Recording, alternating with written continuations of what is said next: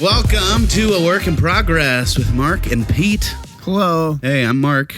I'm Pete. And we have some friends with us today. We do. We have more than Mark and Pete. Hello. We have Jacob and Evan here as well. I'm Jacob. I'm Evan. Hey, Jacob and Evan. Hello, Mark and Pete. Thanks for joining us, guys. Thanks for having us. Absolutely. Jacob and Evan host an awesome podcast called The Gems of History, where they go throughout history and talk about important gems. All the gems. Diamonds, rubies, Sapphire. Also Pokemon games. Also, yes. Ruby, Sapphire. You would not believe how many times we've been, like, people have come up to us. We did a bar crawl, the charity bar crawl, about 2 years ago. Wow. And the amount of people in Cedarburg, Wisconsin that saw our T-shirts and were like, oh, so what kind of stones we covering? Yeah, It's like, well, there's no stone left unturned, I guess. I mean, we kind of did ourselves dirty because we got T-shirts that had diamonds on them that said the podcast name. Yeah. So it was kind Wasn't of your logo misleading. for a bit like the treasure chest thing? Yeah. So then my buddy Michael made that for us, like as our first logo. Yeah. So literally all things pointed to, yes, this is a show about rocks. This is about pirate treasure and minerals. Which would be actually fantastic. Right. I love that show. Another show right there. All right, now we're starting a spinoff with all four of us talking about actual stones. It's just stones. That's the name of it. Just stones. Stones. Yeah, we are Mount Rushmore of stones. Yeah. They don't actually talk about rocks. What is your podcast about? Tell us a little bit about your podcast. Yeah, so the inception of it really was, I believe, like COVID had just kind of loosened up a little bit, and Jacob sent a text to myself as well as Mark, who was our third co-host, Peter's My brother. younger brother, and not this Mark. That's right. But he sent a text being like, hey, I've been thinking about starting this history podcast for a long time. Would you guys be interested in doing it? And it's like, absolutely. Like, we do this all the time just around drinks. Yeah. We're that kind of friend group. We just talk about random history facts when, a couple of beers come in. But started recording it. I remember our first episode where we just eviscerated John White for no particular reason. I think if the recording of the first episode might be one of my favorite days of all time. It was we recorded it on December 29th in my basement. Wow. Yeah. Or no, in my kitchen. Yeah. Yeah. And we recorded on 3 separate microphones. One of them was way too loud, so it was just all echo. Oh, no. The audio sounds terrible. At least you had microphones. Yes. Yeah, that was step one. Our first one we almost didn't do because we didn't have a setup at all. And we met to do it, and we're like, okay, well, we don't have anything. What are we going to do? So let's just not do it. And I was like, let's just record it on my phone audio recording. Yeah. So at least then we got the ball rolling, and it was a start. Yeah. And then that's episode 1. There's no video, there's no nothing. It's just us talking back and forth on the iPhone. So Fortunately, some people heard it and were like, this is terrible. And a friend of mine in a great way. Well, Jonas Maldonado, one of my buddies from Florida, he was like, let me help you out a little bit. big shout out to Jonas for helping us out with the audio every time. Absolutely. Nice. Yeah, that's why it sounds decent at all. It sounds great, but the fact that you can actually hear it at all is credit to Hey, Jonas. you got all this stuff going on here now. It's more than we do when we record, and we've been doing it for nearly 3 years now. Yeah, 2.5 nuts. years. But That's wild, guys. How many episodes are you on now? Just released 116 Wow. yesterday. Yeah. Dude, that's We at a party when we hit 10. Yeah. Well, I heard a stat. I don't know if it's true. Who knows what's true anymore? It's just it's all on the internet. But someone said that 10% of 10% make it past episode 1 because people are just like, let's do a thing, and then they don't really care to keep going. And then 10% of that 10% make it past 21. So if you make it to episode 21, you're 10% of 10%. People who even started 1%. Yeah, 1%. So we're in the 1%. We're 1%ers. That's awesome. That's awesome. But the typical topics, and of course, Jacob, you can expand on this more. We really like to dive into the more obscure stories of history. We've all been in history class, right? The War of 1812, right? Right. Which we did do an episode on, which was pretty good. But we like to focus on those more not random stories, but stuff that you never heard about. Our best performing episode is Unit 731, which is when the Japanese a good beginner episode. A great if you want to get really depressed real fast. Yeah. Oh no. But it's basically the Japanese military doing equivalent to like the Holocaust. Oh, man. Well, like we don't talk about that. Yeah. In China, yeah. In China, but like I had no idea until someone suggested that we do it. So stories like that where we kind of dive into what you haven't learned in history class. Yeah, definitely. And now, like Evan said, that was a suggestion. Like we have Patreon subscribers now who can suggest episodes for us to cover and stuff like that. So even stuff that we've never even thought about covering, we've been doing now. Like we just did the Iranian Revolution of the that happened in 1979, stuff like that. So, but then also, me personally, I'm into like conspiracy and aliens and stuff like that. So every once in a while, we'll throw in stuff like that. Throw in a little wee. Or like Halloween, we always do some like spookier stuff. Yeah. So do dinosaurs exist? We solve it once and for all. We for talked Peter. about conspiracies and ghost stories we talked about last time. Yeah, ghost stories. I told him my about ghost last stories time. and conspiracies a couple But times when you ago. did an episode with Noah, man, you guys are just throwing them out there. The funny thing is, like Noah, especially around like my family, because I'll talk about like, there's a decent chance we didn't land on the moon, and like my dad just will lose it and be like, just quit it with that nonsense. But the fun part is like Noah is at least on my side of like the open thinking side of it, of like at least we can talk about it kind of stuff. But he's also hilarious. So he knows like if somebody is like on the edge of being like frustrated with me and my conspiracy stance, he'll push it way further. No. And he'll be like, Dad, there's no chance we went. And then my dad just was like, oh man, here we go again with this. And I'm just like, this is fantastic. So I can always count on Noah to back me up on like, no, dinosaurs weren't real, right? He's like, dude, no chance that dinosaurs. I think no chance. They'll just immediately be like, yeah, dude, exactly. I think Noah's one of the best improvers that's never taken an improv class that I've ever met. Oh, for Absolutely. sure. Absolutely. He's fantastic. He's great at yes-anding. Yeah, I had someone Sunday at church pull me aside. I was like, so I'm listening to your podcast. Does Peter really not believe in dinosaurs? Oh, no. You're going to be in the church bulletin next week, like just to clarify. On the prayer list. I'll be on the excommunication list.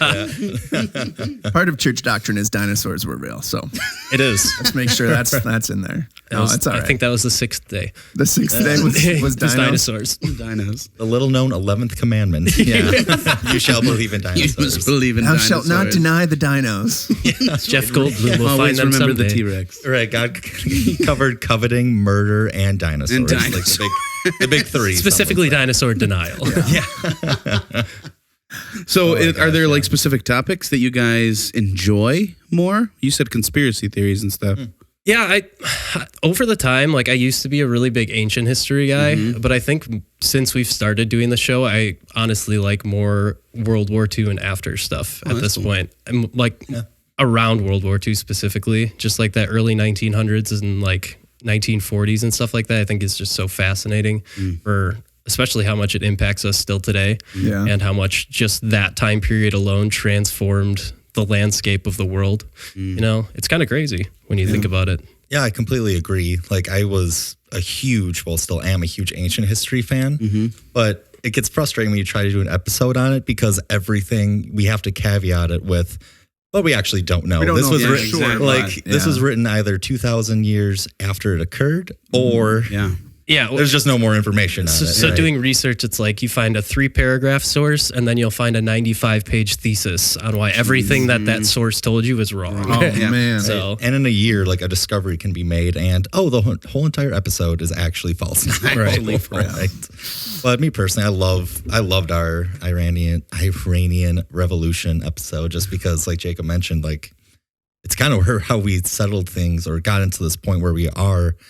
Modern day history, like how the Middle East has kind of been formed and all that stuff. So the best thing about doing the show has been learning more context, like how we got to this point in several different areas, I would say. Yeah. But also, we like to caveat our whole show with the fact that like neither of us are historians. Right. Yeah. We called ourselves, I think the best way we've ever described ourselves was we called ourselves history connoisseurs. Yeah. We're like, we're going to a wine tasting, so we know to swirl the glass, but we have no idea what that means. So we know it's a Cabernet, but don't ask me We're if supposed it's to swirl, don't know why. yeah. We'll smell it beforehand. Now, but where do I spit? Right. that's us with history. Yeah. So you guys, so you're not coming to this with just knowledge you already know. You guys do a lot of research. Yeah, I mean, and as we go, we know more about like the surroundings for certain things just from other episodes we've done. Yeah. But I like to think it's us learning along with the audience almost. So pretty cool. I think it makes it a little more approachable. Yeah. We never want to deliver an episode with like a superiority complex, if that makes sense. Like Jacob mentioned, neither of us went to school for this. Yeah. We just love it, so it's just a hobby. So I think that's what makes it approachable and kind of how we've gone to listenership now. And it's more fun because we can make jokes about it. Yeah. Like we're not historians. We Right. don't have to take it super serious. Yeah. And that's why I think it's fun to listen to. I really liked a few of them I listened to, but I really like the gangsters one. Like the kind of origins and like how it started and like the fighting and all that kind of stuff. I was like, dude, this is really interesting. And so many things you don't get from like textbooks, and like you guys dive into that stuff really fun, which is cool. But sometimes it's like, man, I wish their episodes were like 8 hours long, because then you could just each like little tangent that is like really interesting and fun and entertaining. That's like you guys are just kind of like goofing off a little bit. And then it goes in, and then you're like, oh, all right, let's bring it back. I'm like, I wanted to see where that was going to go. Yeah, wait a minute. Keep going. That's the frustrating part about researching, honestly, is Sure. because I'll go on a 4-hour tangent and be like, none of this matters for what we're talking about. This is just interesting. I'm wasting all of my time. It's just sidetracking me. Yeah. That makes sense. That's the nice part about ours is there is no timeline. It's just tangents. It's just purely tangents. Yeah. Was that the backup title for the show? Purely tangents. Purely tangents. We actually didn't have a title when we started. And then we were talking. We were like, it's a work in progress. Hey, maybe we should name it that. Write that down. Write that down. So who gets credit for the title then? I think it was you. Maybe, I don't know. I think you said it, and I was like, that's the title. And we got way too perfect. excited for it. Yeah. We get way too excited about basically everything we're talking Pretty about. much everything. That's why it's fun. I mean, so do we. No, totally. Yeah. I'd like to call myself a nerd in multiple facets. So Oh yeah, like we'll randomly talk about like anime in the middle of an episode. Like when we did the Sengoku Hide, like huge tangent on like anime and Japanese culture. We brought up sushi, which like that doesn't really correlate to samurai, what we're talking about right now. But yeah, the tangents I think are like. But if you're hungry, you're hungry. Exactly. Right. Yeah. Like we brought up space out of nowhere sometimes. Our early episodes, we went off on a lot more tangents than we do now, for sure. I'm worried. Sounds like a lot of work. Yeah. How did you guys get your stuff? Well, not how did you guys, like when did you start? What was the inspiration for this show?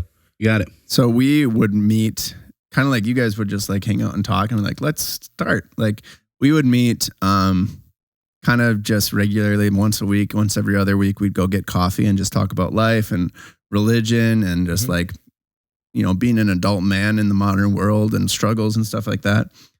And I had always been curious about starting a podcast, but I never wanted to jump the hurdle of like figuring out audio and like setting up a Spotify podcast account and like iTunes podcast, Apple podcast stuff. I was like, that sounds like a lot of work. I'll just never do it. Yeah. And Mark wanted to do a podcast and he knows audio stuff. Yeah. And was happy to do like the setup of that. So I was like, sweet. I just said, nobody cares about what I have to say, Peter. Yeah. He's like, there's no reason to. Why would cares. I do this? I was like, no, everybody's going to care. You'll see. One day. Yeah. Yeah. But No, it was all just like, three people care. yeah.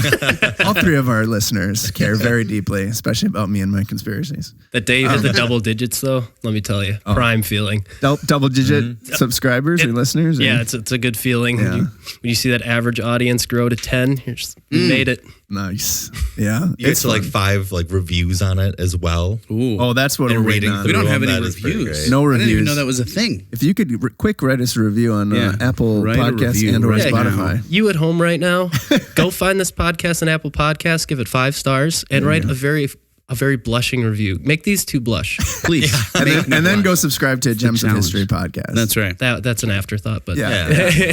No, but it was just like, hey, a lot of like men in their 20s, 30s, 40s, whatever, like could benefit from, hey, there's guys out there, fathers, dudes who are just like struggling through life and like, theological questions that we have. And he's a pastor who's got tons of knowledge in that and is well versed in like helping people with that. So I always get good points and help from him. So I was like, there's a lot of people who could benefit from this.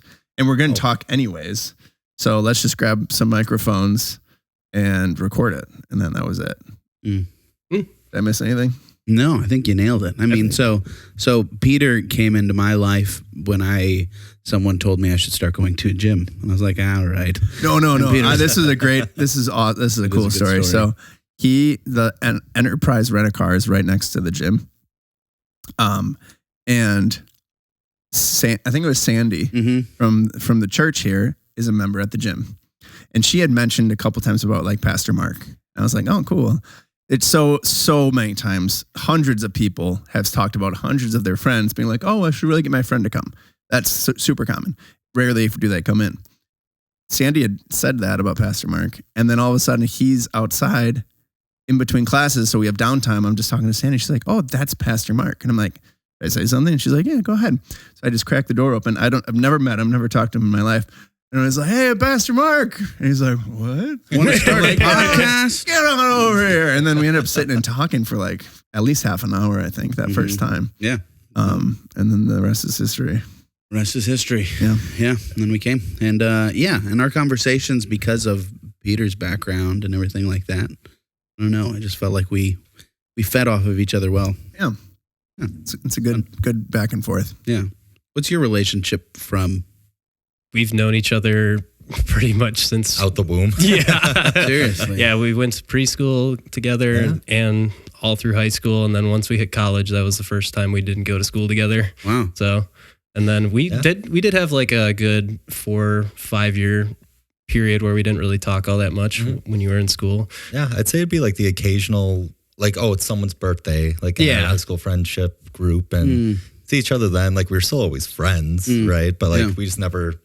There was just like a little stretch where like we kind of were doing our own thing. Yeah, definitely. And now I see you every single week. I see you twice a week right now. Yeah, so, at minimum. At minimum, right. So, just known. So cute, guys. Right, yeah. Yeah. I think that's like awesome. the cool thing about our friend group is that we've stuck together so tightly for so long. We mentioned Mark, Peter's younger brother. We've known him the same amount of time pretty much. And we've got pretty much all our grade school friends, for the most part, that we were really close with, still talk and stuff. That's awesome. And we've all kind of stuck around the same area, which everyone's going to be like, oh, why don't you leave your hometown? It's like, well, I like it here. Yeah. Right. I love this area. And with our friend group too, just the bond. And it's not as common. You don't see it as common to have friends that you stay in touch with for that long. Yeah.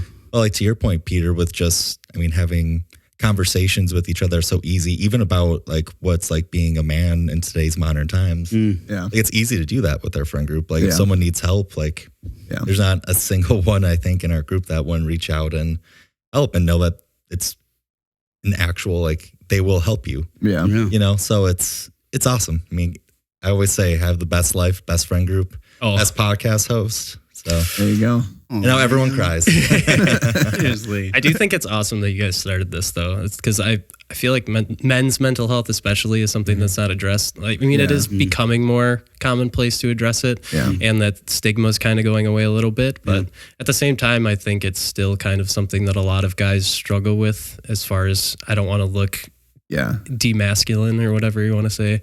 And most men like don't have close guy friends anymore. Like, it's tough to do that, like you mentioned. And so they don't usually have somebody to talk to. And they also don't want to, in general, I'm making, assumptions for the majority of men of like, don't want to ask for help, just try and figure it out on their own and grind. And then that's why a lot of times, like, they don't get help and they don't get better. And like men's suicide rates are like super high. It's terrible because they don't think there is help or someone to talk to. And I've gotten so much help and relief of just being able to talk to Pastor. Like, it doesn't even need to be like him giving me advice, because usually I've gone through like waves of, anxiety, depression, stuff like that. But usually when you're in the thick of it and it's really dark, you're not going to be super receptive to advice. Just like, don't tell me, you don't know what's going on in my head. You don't know my life, all these things, because you're in that mental space. So just being able to talk and explain what's going on is like huge. And I think a lot of guys, a lot of people and everybody who's struggling would benefit with just being able to talk to somebody. Yeah. Because you don't want to feel like you're a burden. I actually made a joke about that, I think, for we're talking about therapists and they get paid just so that the person like pouring out all their junk about their life doesn't feel guilty about like feeling like a burden. It's like, I'm going to be a burden to you with all of the stuff in my life, but I'm going to give you $50 so I can feel better about being a burden. Right. You can put a monetary value on it. Right. That's right. Yes, friendship does have a monetary value. Wow. We need to start charging people for this. But you're right. Talking about it is the key, though. Yeah. Like it's if you can talk about it and recognize that there's other people out there that have gone through similar stuff that you've gone through. I mean, that's one of my issues with the church. I mean, the church has been terrible with mental health. The church as a whole? Yeah, the church as a whole has just devalued and minimized the reality of mental health, especially within men, because men are called to this standard and are called to this, and you're not allowed to struggle. And if you struggle with mental health, it's sin. You're weak. You're weak. And it's just absurd. It's absurd to not recognize the reality of what's going on. And so when you can talk about it and create an environment where people are talking about it, then hopefully others feel comfortable talking about it. Right. I don't know about you, but I've had conversations with multiple men because of this podcast who have said, man, I felt that way. Yeah, I've had a few people at the gym mention it and be like, hey, thanks for talking about that. Like it helped me out. I'm like, oh, sweet. Like, I say this about the gym too, but it's like if I can help like 1, 2, 3, 4 people like change their lives, like it's worth the years of effort that I put into the gym. Cause it's like that can like snowball into their affecting other people's lives. So it's like, it's huge to change one person or affect one person in a positive way. So if we can do that for one person, which it sounds like we've already done, which is awesome. Yeah. It's all worth the risk of like embarrassing yourself, not being perfect, putting yourself out there. Letting people know you don't believe in dinosaurs. Yeah. I'm still skeptical. I think they're all chicken bones. There's always a catch-22. It sounds them like. Some big chickens. Like you're helping with mental health, but also people question your sanity with the dinosaur thing. Yeah. I like it. I like to be on the fringe a little bit. Yeah.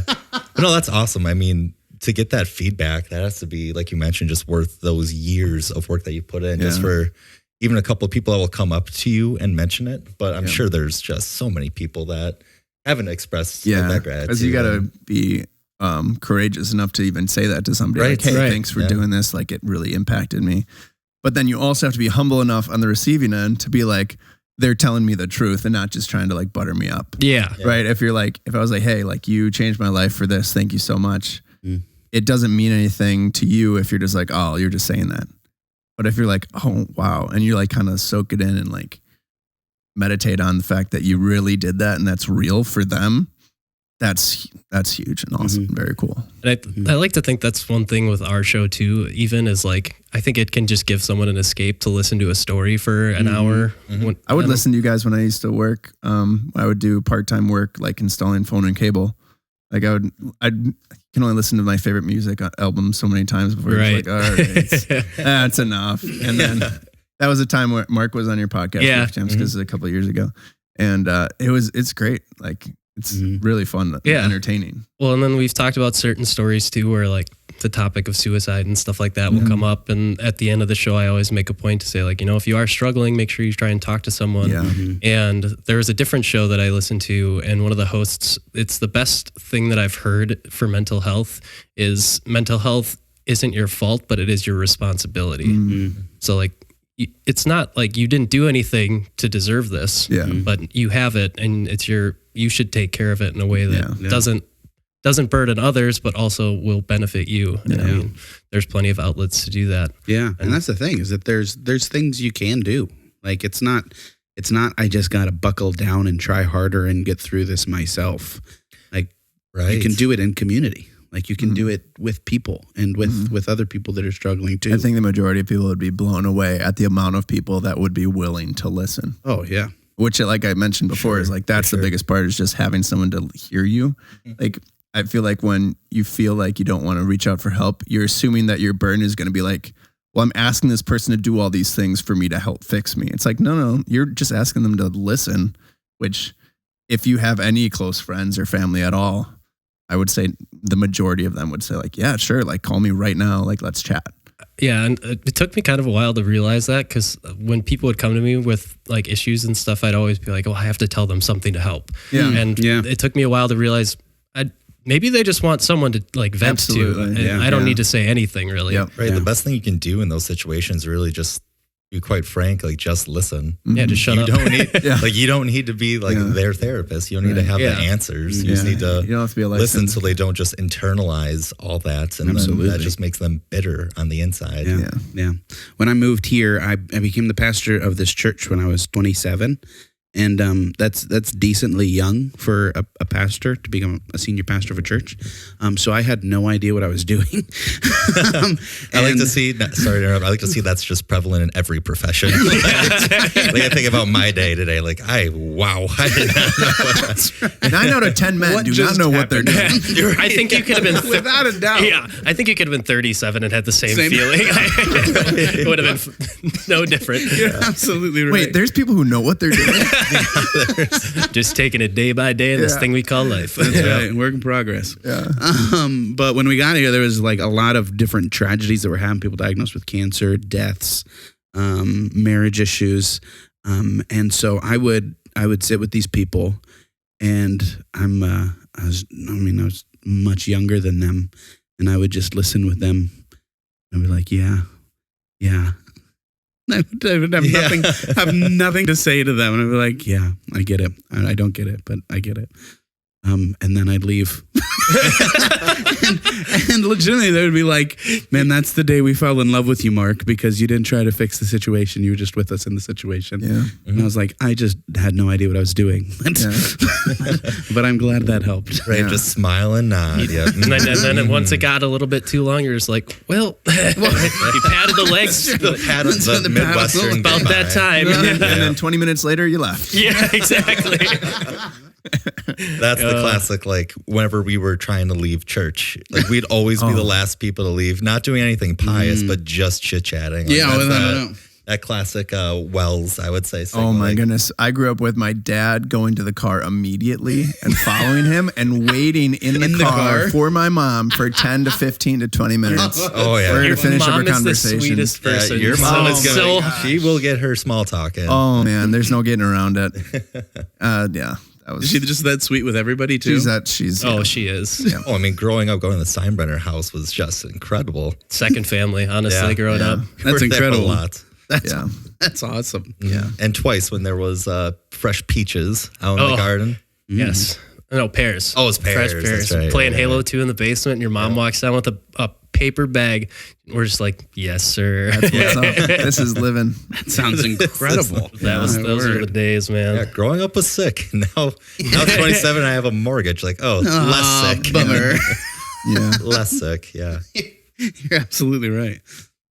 So dealing with history, though, would you say that there is, something that we can learn by looking back at history? Oh, absolutely. Like how does that work, and how have you guys noticed that by looking at these different?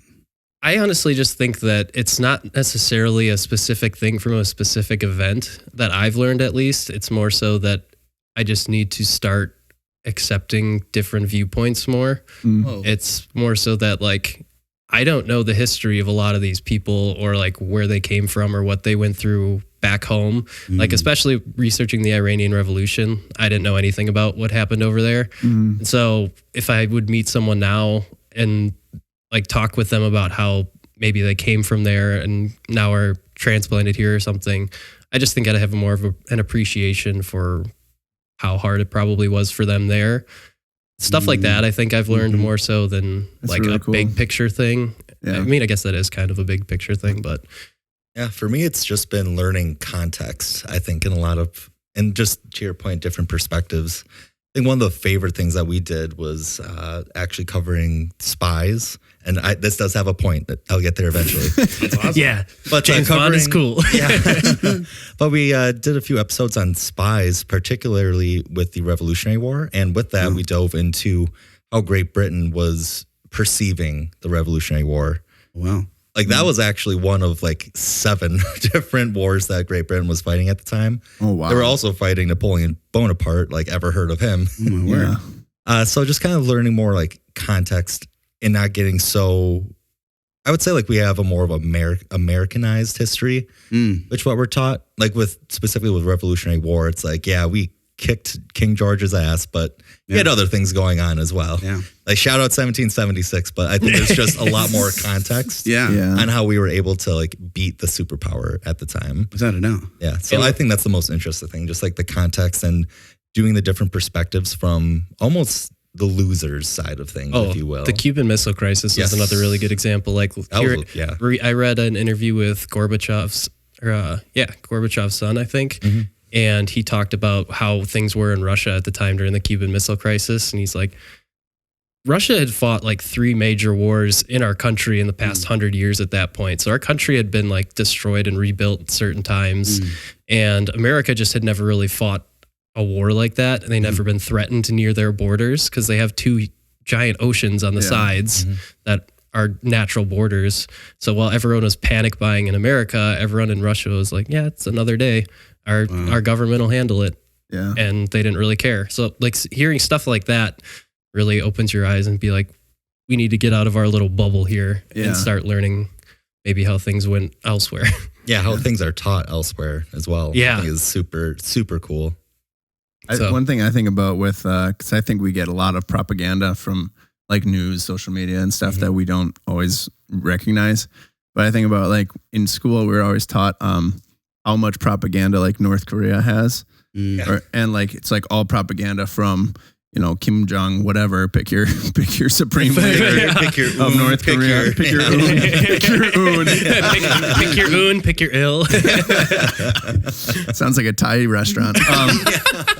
It's like one of those like places where you just put everything into a bowl and give it to a guy and he cooks it on the grill and throws it back in the bowl for you. Yeah, right. I'm hungry Pick your leader. Pick your leader. Yeah. But it's like when you hear that as a kid, especially, you're like, oh, that's terrible. I'm glad that we don't have that. And then you grow up and you're like, oh, that happens to us all the time. Yeah. Right. Another question I was going to ask is, how have you kind of molded or adjusted or tweaked to figure out like the best, in your opinion, sources for history? Because like you mentioned, you're going to find different sides to each story. And there's even going to be different sides from country to country, from author to author. Like, how do you kind of pick and choose what's relevant or what you think is best? For me, it was don't always click on the first link that pops up, like Cuban Missile Crisis, and you see something from like Entertainment Today. Like believe it or not, they cover some stuff like that as well. So it's like just diving in to more historical sites, if you will. Like there's plenty of papers out there that you can access for free. Okay. I know Jacob grinds books like a madman, which I have to say I haven't, besides like for a few times. But it's like just you'll read like full books. Oh, he'll read books and for one of our episodes recently, I read a book in 3 days, like a 450-page book in like 3 days, because I like wasn't even planning to. Because what I'll do is if I find a source that's a book, I'll search it on Google and it'll give me the read preview option. Yeah. So I'll read the 40 pages or whatever it gives me, and then once I get done with that, well, I gotta know what happens next. Yeah. So then I'll just buy the ebook and then I'll start reading it like at work and stuff. And then eventually I got 300 pages in and I'm like, well, I got half my notes done already, so I might as well finish it. The king of the Scholastic Book Fair over here. Like the I don't get ribbons. rewarded in Pizza Hut pizzas anymore though. That just gave me like a flashback to like high school and college of like citing sources. Oh yeah. And like getting the little clips from each thing and then like putting in the like MLA format or whatever. That's pretty much what I do. It's just I try and if I find a source that has a pretty complete story, I'll do specific searches on parts of the story to find other sources to make sure it matches. Nice. And if it doesn't, I'll be like, yeah, I found a few different things, but I don't know which one's right. So yeah. That's awesome. It's honestly probably my favorite part of doing the show though, is the research. That's cool. Yeah. Wow. I mean, I think it's profound that it's forced you guys to kind of think through those other perspectives and other contexts. Mm-hmm. How have you noticed that affect you in like your day-to-day life? Have you noticed like affect how you interact with other people? I would say that's a great question, because there's a lot of times where history topics will be brought up and I'll want to correct someone, but you kind of have to outweigh like, will this really change anything? Will this change their mind? So I think it's more, not so much in the day-to-day things, but I think personally, it's helped me kind of get more, like if you see a news article headline that is clearly swinging like to one side. Yeah.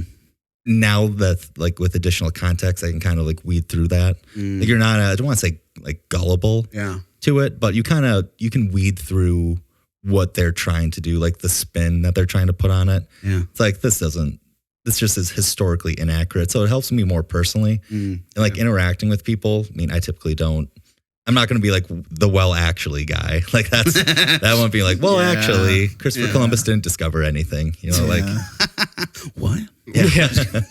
All right, let's get into that.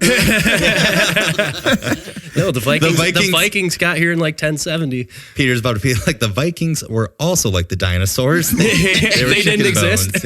No, I'm all about the Christopher Columbus got here like 8th. Yeah, the Viking, there's like a big thing now where they're saying they're finding evidence in certain stream beds and riverbeds and stuff, I think, that the Danes is what they're called, like the Viking people got here first in like the 11th century-ish.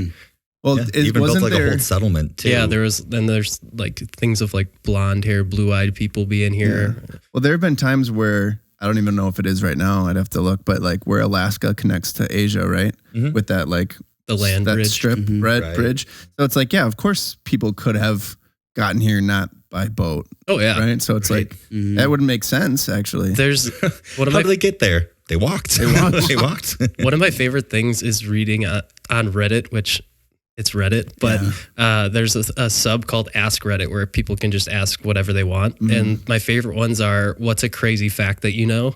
And that's awesome. Sometimes I'll read in there the ones where they're finding sea creature remains on tops of mountains because that's how much the landscape of the earth has changed throughout the years. Wow. So it's stuff like that. Obviously, there's probably been people here before. It just the fact that the landscape has changed so much that there's probably land bridges and stuff all over the place that we don't know about now. Yeah, it's entirely possible.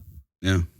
But back to your question, for me, I think it's kind of just doing the show has just made me realize that we're all human, It doesn't matter where you're from or what you do.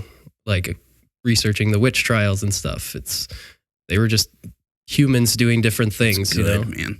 Yeah, it's just gold. Like they were just outsiders in a community and then they got villainized for it. Yeah. So it's stuff like that makes you realize we're all just here trying to do the same thing, I think about that when it comes to like war and like propaganda of like, well, we have to hate Russia or we have to hate China because of such and such. But it's like 99.9% of their population are just like families, like just trying to make it. Like they're just, someone's going to work. They're trying to put food on the table. They're trying to pay their rent or their mortgage and probably trying to raise like a decent family. And it's like, that's probably most of the people there. There's most of the people here. It's like, oh, well, we should be, It's like, no, they're just dudes over there. You just want more money. You want to increase the military budget again. Yeah. And that's the crazy thing, that everybody has their own background and their own kind of presuppositions that they bring to any situation. So, I mean, who are you to decide? I mean, someone's going to be acting a certain way because of how they were raised, because of their context, because of what they were told. And you might not agree with it because you were raised and told and treated a completely different way growing up. Yeah. And so that's awesome that it's kind of taught you guys to be kind of gracious and compassionate towards people. Yeah, absolutely. I guess with your guys' show, I mean, same question to you. How have you seen, like, since starting the show, have you been interacting with people differently? What's changed with y'all? Well, and with you too, with how you run the church, has it changed that at all? Oh man, you want to answer first, and then I'll go into mine. He's like, and now announcing our first sponsor of the church, Hardee's. I would say honestly, one of the Hardee's. That was the first one that came into my mind. I've never eaten anything I think I've eaten at Hardee's once. Yeah. It's funny because when we first started, and it's not Chick-fil-A. Why wouldn't you pick Chick-fil-A? It was right there. Hobby Pick Lobby, a food chain that I can name like a specific item on the menu. Nope. Hardee's. Oh man. Or for some Carl's of you, Jr. for some of you, Carl's Jr. We got to get like a Twitter so that we can reach out to them and have them sponsor the podcast. I tried starting a beef on Twitter with George R.R. Martin after one of our episodes. He didn't reply. Didn't work? No. Sadly. Man. There's a guy on Twitter called the Eel Historian, though, that I really want to get on the show to talk about eels. So, he talks about eels? Yeah. Just He grinds just knows a eels. lot about eels. They used to trade eels in like Europe back in the day for currency. Whoa. Yeah. That's cool. There's your fun fact that for is the the episode. funnest fact you'll Yeah. get. Great. That was great. Eels were currency. Yeah. But no, the biggest change for me was probably just when I'm going through something like a struggle or whatever in my life. I'm like, oh, okay, I can talk to Pastor Mark about this. You know, instead of like feeling like it's all on me, it's like, oh, I got kind of an outlet on a regular basis. Or if I have like an interesting thought, I'll try and just log it. But that's basically it. I mean, my life hasn't like changed since we're just doing conversations like we always do. It's just, it's fun to have it be something to look forward to each week. And also like, you know, it's in order to keep friendships, you have to, as an adult, like you have to schedule time together. Like it has to be like, okay, on Thursday at 2, we are going to go to this place for brunch or whatever, you know. Just scheduling lunch. This was a perfect example of that. Exactly. So it's like every week it's like, okay, we're doing it at this time and we want to do it anyways. So we're forcing ourselves to keep that relationship going in it, which is great. So that's what I tell people when they ask why I started our show. I'm just like, it was something different to do. Like COVID was still kind of in charge of the world for a little while we started. So it was an excuse to get together in a way that wasn't going out to a bar or just sitting there drinking or something. We can do that while we podcast. Yeah, there you go. Very true. For me, I'm a very insecure person, and so I don't think I struggle with telling myself that I don't really have anything of value to offer the world. And talking with Peter, it made me realize that there are other people out there that think the way I do and that value the things that I value and affirm kind of the things that I think are right and good in this world. And people that I really respect and admire thinking that and saying that what I'm saying is respectable as well. And so it gave me a courage and a confidence to kind of speak this message that has been in my heart and how I think. And so you ask how it's affected how I pastor. And I mean, so much, so much. If I could figure out how to put it into words. But our congregation is far less focused on having the perfect doctrine, and far more focused on loving neighbor and caring for people who are struggling and things like that.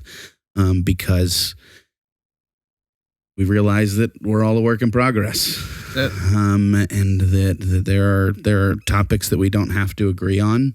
But life is hard, and it's better to do it together than alone. And so that's been a big message for our church. And it's kind of given me an opportunity to love people and sit with people in the midst of pain without worrying about if I have the perfect detailed theology and these outer tier issues. And instead I can just say, hey, I love you. Let's do this together. So it's given me a confidence to do that, because that's always what I felt like I should be doing as a pastor. But I've always been told, no, you got to spend all week in your library reading all of the theologians and coming up with the perfect outline and everything like that. And I'm like, nah, I want to be with people. Yeah. So it's given me a confidence to do that. Yeah. How do you balance that? Like being a pastor, you of course have to do, well, one, you went to school for so many years to get to the position you're at, but how do you balance, like you're leading a congregation full of people and also delivering like a message every single Sunday, sometimes like multiple times. Yeah. Like how do you, like in terms of time management, how do you balance that? Poorly. And it's on camera. Oh no, I'm so bad at it because I prioritize spending time with people. Yeah. That I mean, there's many times Can't believe I'm admitting this on camera, Peter. There's many times that like Saturday night, I'm finishing my sermon. I'm like, oh man, I got to write a sermon for tomorrow morning. That's right. What's the passage again? Let me read it. Yeah. Right.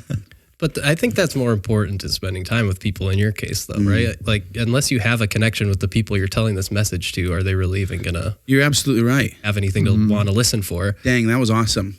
That was awesome. Because like one of the main things that I've really been thinking about this past week is a pet peeve of mine is like pastors and preachers who just preach sermons instead of preaching sermons for their congregation. It's like I can preach a generic sermon, but if I preach it to our church or another church, it should be different. Like it should be different depending on who is there. And it should meet the people where they are and their struggles and their, and so, knowing the people and being with the people is kind of crucial to that. So doing this podcast and knowing Peter, where are you going?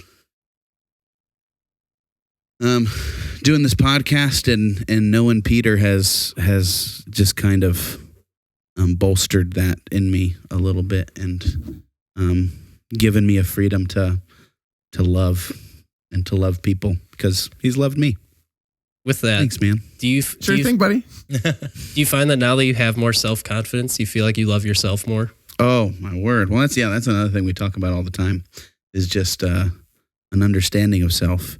And because I'm okay with who I am. That's the most important, because I used to struggle with insecurity a lot too, like especially through high school and stuff. Get it? And like after I realized like I have to love myself before I can love other people and like have relationships with other people. I have to have a relationship with me. I think that's like the most important thing that a lot of people skip over before they really get to that point. They kind of sidestep it and go, well, I'll get to that later. Yeah. Right. And then sometimes you just, instead of holding to what you know is true and like who that person that you are, you almost just blend in with other people, like the people that are around you. And if that's not a good group, that's how you go down a really wrong path. But if you don't if you set who you are, which I mean, like I've struggled with that too for quite some time, like in the mid-20s, where you have like that quarter life crisis, which is just millennials, I think, making things up, myself included. But like if you don't know like who you are, what you like, what you stand for, you can kind of just fall for everything. Yeah. Right. And you believe dinosaurs didn't exist. That's right. You'll always come You'll believe anything. You'll believe anything. You'll believe that guy on the internet. Yeah. Oh yeah. Watch, we're gonna leave this place today and we're gonna go to the Smithsonian or something and see a dinosaur and be like, That's fake. Or my phone's going to start giving me news stories. It's going to say replica of the original. And then you're going to start wondering, replica? Well, where's the real one? Are there any real ones? Dun, dun, dun. You say that. You say this. I don't think there are actually any real full-sized, like hanging in museums. I think they are actually all replicas, to your point. I'm just saying. I don't like that you guys are dissing dinosaurs right after the 30th anniversary of Jurassic Park like this. Oh, wow. Has it That's really what. been 30 dude, years? I always get my dad. So 42 years since Raiders of the Lost Ark came That's out. crazy. that is cow. nuts. Yeah. They just made a new one. Yeah. New Indiana Jones. I know. Indiana Jones. They just made a new one. Yeah. Oh, my Someone word. Harrison interviewed- Ford, very old. Yeah, he got interviewed and they're How like, does he walk? he was like asked how you look so good at 80, and he just said like, it's just how it is or CGI. something like CGI. that. Yeah, he's like the deal with the devil in 02. That helped a lot. That was instrumental. Right? You know that arc that we opened in the first one? Actually real. I didn't tell him. That's right. No, but I always joke with like my dad because when I talk about the moon stuff, and I'm like, he's like, oh, well, I saw it live on TV. I'm like, oh, well, I watched The Martian. Does that mean that we've been to Mars too? I saw it on the TV. Like I saw Jurassic Park, so like, oh, that's all real too. And then he's just like, that's not the same thing. Blah, blah, blah. No. So just see someone on TV means it was real, right? So Jurassic Park is Now real it's too. seeing it on the internet means it's real. So. It's all everything is real. Everything you see is real. That's one of my Question favorite. nothing. It's one of my favorite things question we used to talk nothing. about all the time was like your reality changes depending on what you believe. Oh yeah. It's like such a big thing that I've realized. It's like, do you guys know the Schrodinger's cat experiment? Like, do you know what that is at all? I don't know.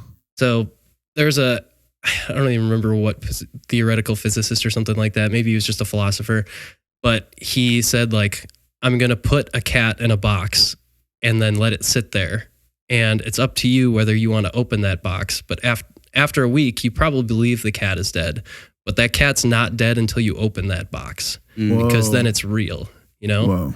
So that's kind of like your reality changes based on the decisions you make. So like if you don't know the cat's dead if you don't open the box, so you can live in a reality of saying, no, the cat's alive. So interesting. Yeah, man, I love those kind of thoughts. I've heard of so many cool like experiments. Like there's one where they'll do a fish and their bait fish is on the other side of the aquarium, but they put a glass panel. Have you heard of those? Mm-hmm. And then they keep hitting the glass panel. And then eventually they'll just give up because they're like, oh, there's a glass panel there. And then they'll take it out and he could easily go eat that fish and go have, he's probably super hungry, but he doesn't, even though he could, which is wild. It's like the invisible fence for a dog. I was just thinking the same thing. Yeah, that's exactly right. There's also, I can't remember which animal it is. I want to say jaguar, but I'm not sure. Apparently, I wish I knew. I feel like an idiot now. But they're one of the animals at the zoo. Welcome to podcasting. Yeah, exactly. Yeah, we say that a lot.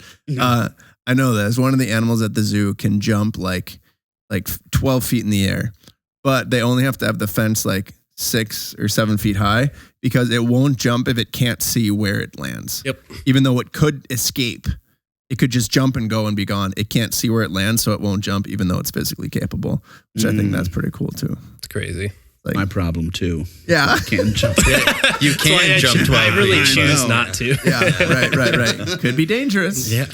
Don't know where I'm landing. Yeah. That's right. Oh, my gosh. Going back to what you were saying earlier, though, we live in a world of comparison and where we're like constantly social media trying to be somebody else.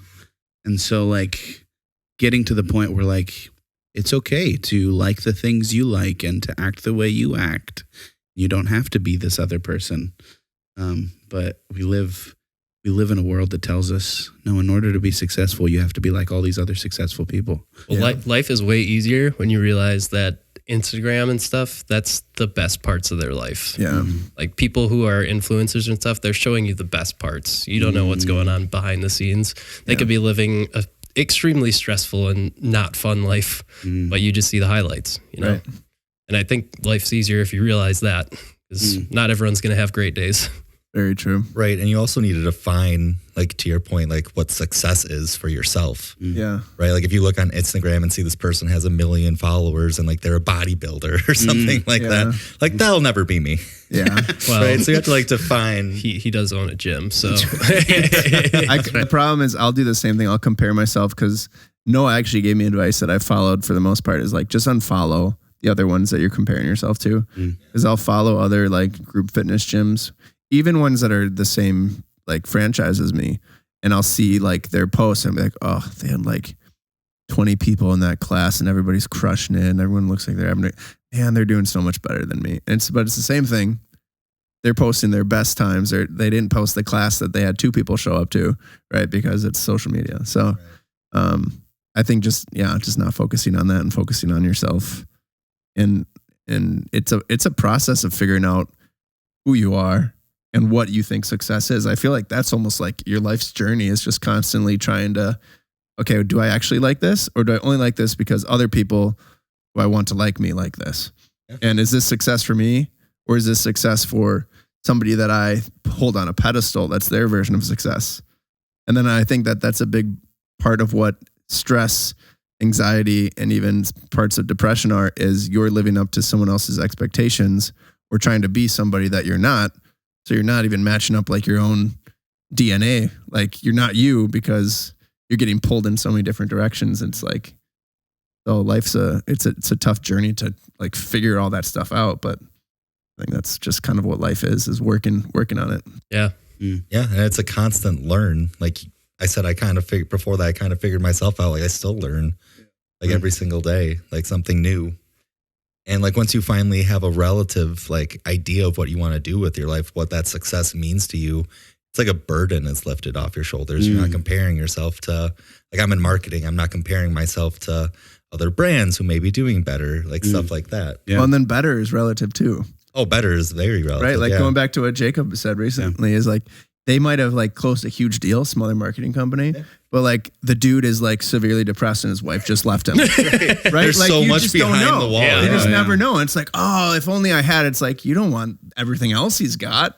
You just want that one thing. You can't cherry pick. Like you want to be on a private plane like he was. That's another thing with success is maybe that guy's loving it. Like he's just like, I'm doing so good at my job, like family life, whatever. Yeah. You know, like some people just want to be like financially successful. Right. Like for me, I could care less if I make $1 million. I just, if I can live comfortably and still do the things I enjoy, that's all that I really care about. Yeah. Yep. There you go. It's also that classic like mantra, like once you get to that $1 million, you immediately in your mind think like, what's next? Another Next one. million. Right? Like it's always like you There's reach that never goal. an end game. Never and never. Like you reach that goal. What are we doing next? Like it's once you realize like you don't have to put that pressure on yourself, I think you're just in such a better spot. That's why it's fun being a kid, is because that pressure isn't there. My pressure was to beat him in Halo 2. Halo 2 in pairs. Oh man, that was the biggest Ingredients struggles. for the perfect day, right? Yeah, the honestly. perfect life. Just one pair at a time. oh man. But I think That's you give fantastic. yourself freedom to kind of try new things too. Like when you're okay with, like again, I never would have done podcasting. Yeah. But you forced me to, and it's fun. It is fun. At knife He point. just called you over one day and said, "You sir, you will sir, get a We're doing microphone." this right now. Yeah. He walked in your room with a knife. That's right. That's right. Said we're doing this. That's the real story. I love the fan fiction that we're building. Oh man. I hope Building- it becomes a Reddit thing. Yeah, I Building a always new think of that. conspiracy. Like whenever we get if someone ever did start a subreddit, if we ever got that popular, what are they going to pick out of our older episodes Yeah. that they're going to bring up and be like, do you guys remember this? Yeah. Was that a hint to something? Yeah, yeah. They're just going to dive into why the history of dogs was actually the best episode. Yeah, so, right. For You guys have a context, history of dogs episode? Yeah. unfortunately, yeah. And cats. Cats. Unfortunately, The wasn't that dogs bad? one, this was probably like episode. It was Probably in the 20s. 17, I think. 'Cause I I'm looked really after happy we you know did the cats. exact number. After we man. did cats, I looked. Yeah. I'm pretty sure it's 17. But you know, like, have you ever been in a social situation where like you're telling a story and you can feel the group just losing interest? Oh, yeah. And like definitely. that's not going Almost anywhere. every time I talk to anybody. Anytime I tell a joke and then everyone just... But like that literally happened to me with Mark and Jacob just because it was like, Oh, was it your podcast? yeah, to it was like lead? my topic. And I got halfway through. I'm like, I was going into it. I was super excited to like go over the different, like how dogs became the dogs they are today. But then when you're actually going into the story, it's like, wow, this really isn't that interesting. It's like they just kind of came to our villages. We scratched their bellies and they became our best friends. That's it. Done. But I was providing context of like 10,000 years ago, they were these wolves. And then they slowly came into villages. And I think it was like a 25-minute episode. Going into the cats one, I had the same fear because the cats one was a Patreon selected topic. So we had to do it.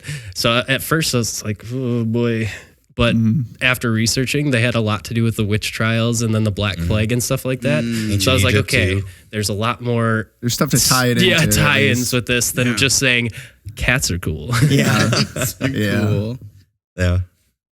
They poop in sand. They poop in sand. Britain has a royal mouser cat, and it's the cutest thing. He wears a bow tie. His name's Larry. No way. Yeah, he just hangs out in one of the old governmental buildings and kills mice. Just catches mice. Yeah. He sleeps in those big hats that the guards have outside the fucking Dude, did you see that they've been fainting because it's been so hot? Oh, no. There's literally way. there's a thumbnail from a news Who's guarding story the gate? where it was just like one of those guys face down, like Oh my completely goodness. planking, like on the ground because he passed out from the heat. And I saw someone share it on Twitter and gave me a good giggle, and then I was like, that sucks. That's rough. But At least he stayed in formation. yeah, Right, he did Horizontal still motionless. I'm sure he's not smiling under there, so he didn't break facial expression. Is he allowed to get up once he comes to, or does he have to stay there? You have to finish the shift or guard duty like that. Oh my gosh. I Yeah. don't understand that. That's I wish beautiful. I knew as much as you guys. We know We know nothing. we know a lot of fun facts. Yeah. Yeah. Yeah, that's mostly it. It is mostly fun. Like actually surprising that we haven't done like a history trivia, like at a bar or something. Well, that's what I was wondering. Like, write that down. That's content. We used to do trivia on our episodes for each other. Oh, yeah? Yeah. We used to drink a lot more on our podcast, too. Because we would do trivia, and if you got it wrong, you'd take a shot. And so we had 3 hosts, so you could take 2 shots right before we started an episode. Yeah. Word. But now we're more research focused. And we record during the week now, too. That's So true. Yeah. Not on Fridays. That's a max of 1 shot. Yeah. Right. On a Friday, 1B. Friday recordings, maybe we'll get rowdy. Maybe we'll have a beer and a half. Right. But nothing over 5%.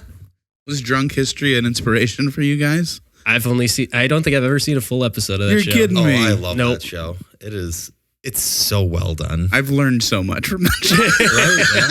No, it is I do really enjoy that show. And I do think like for me personally, it was like a little bit of an inspiration. Yeah. Or just the idea of like try not to take it too seriously. Yeah. Like these are we cover some pretty preposterous topics sometimes. Yeah. And it's like people aren't expecting us to like do these different like historical, like true deep dives. But like keep it light, do the proper research and everything. But try not to take yourself too seriously. And we just cover some heavy topics, so you kind of have to bring levity to them in a certain way.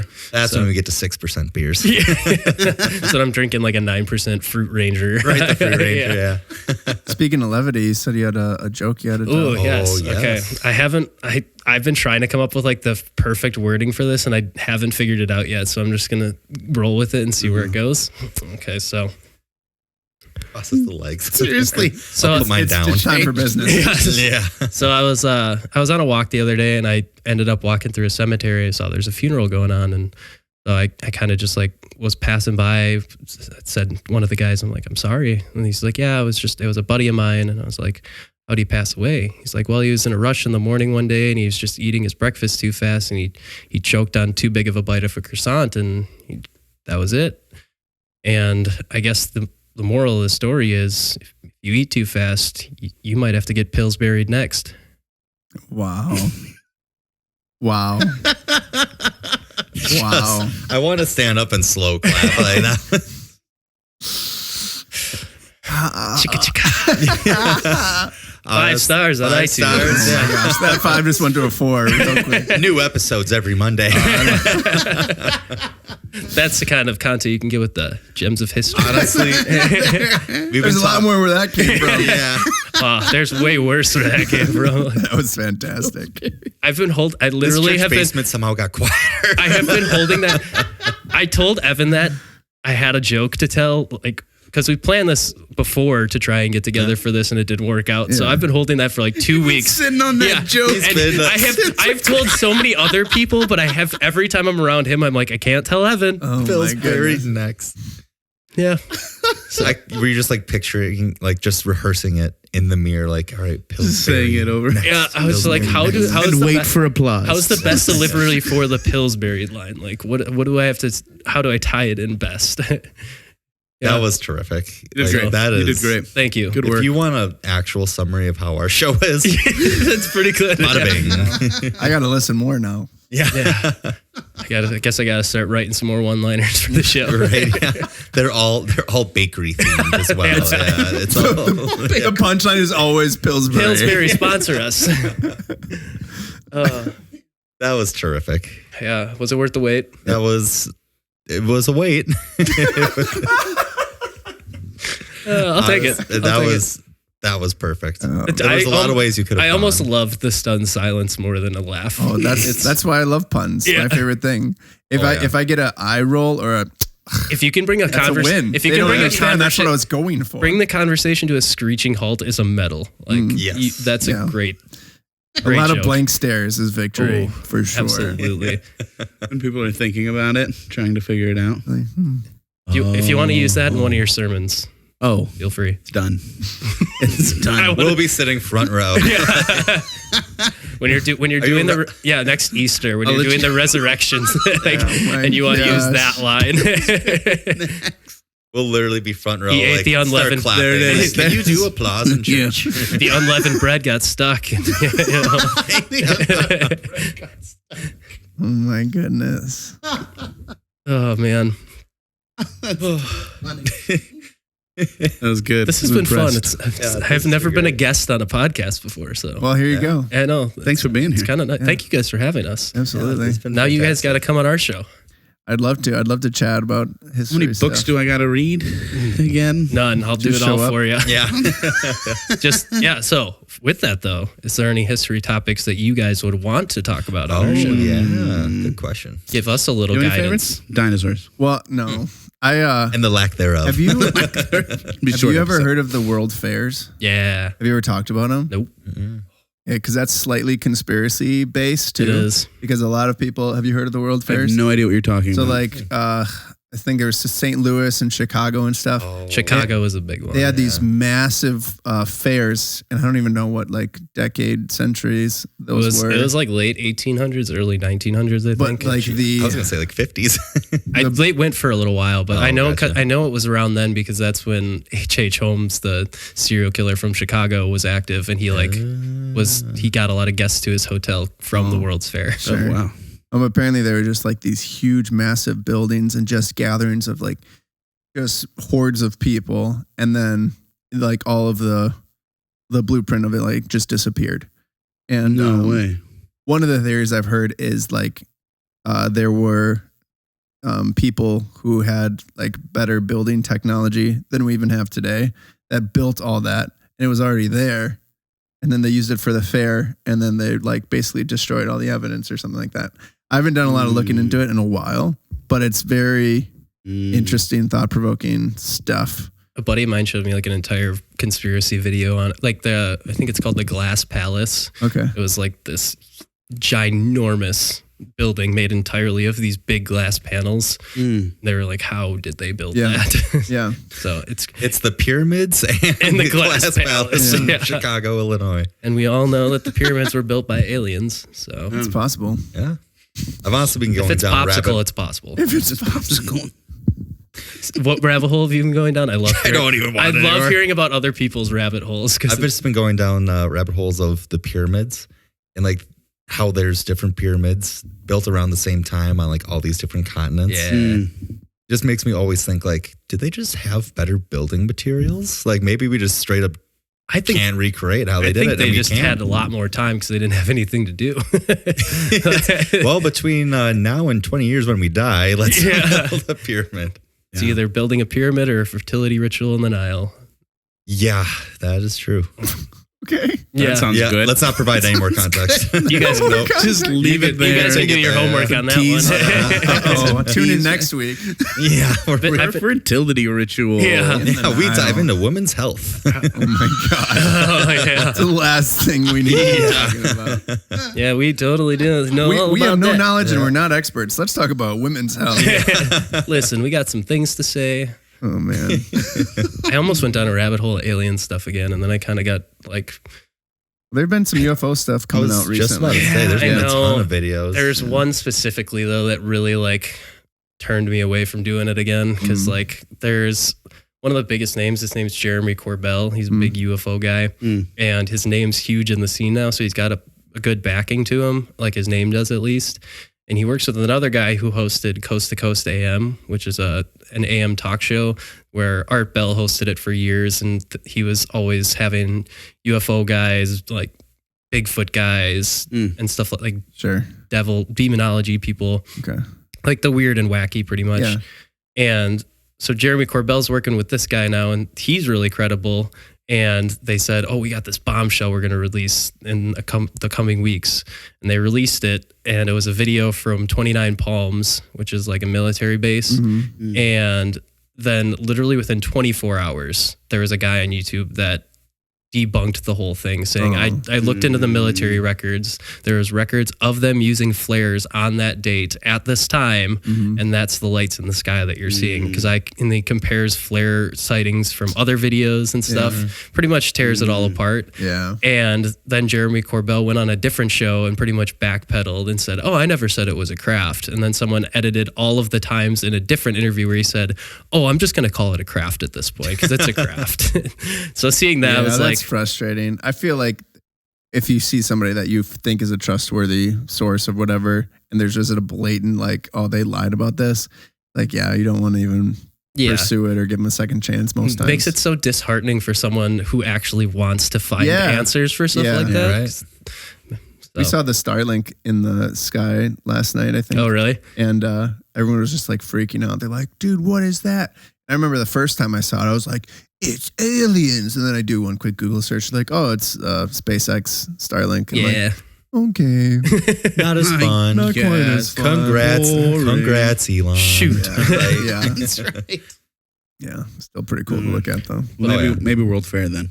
I think World Fair or basically anything where there's, I just like the mystery part of it. Yeah. So I know we talked about this a little bit, but things where there's goblins, fairies.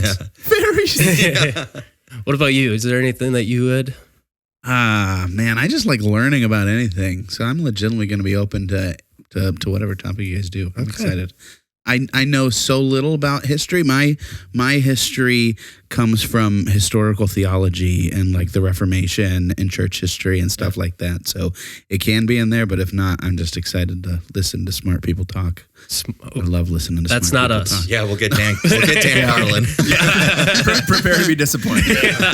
Shelby Foote's no longer I'll with try us. and get Neil deGrasse Tyson, but no guarantees. I wouldn't trust him either. Man, well, thanks for joining us, guys. We Thank you for appreciate having it. us. This was an absolute blast. This is It was so much fun. We'll do it again sometime. Yeah, I would love to. Absolutely. Do it again. And make sure if you haven't yet, subscribe to Gems of History and start listening to theirs. You'll definitely enjoy it. And subscribe to us too if you haven't. Rate and review, like we said at the beginning. It does really help. Yeah, and it takes 5 seconds. Yeah, put some towards the top of the algorithms. Helps a lot. Appreciate you. Everybody's doing it. Everybody's doing it. Yeah, you see, your favorite influencer just did it. Yeah. Just gotta do it. Yeah. Be like him. Go be like him. Well, we'll talk to you guys later. Thanks so much for tuning in. Bye. Bye.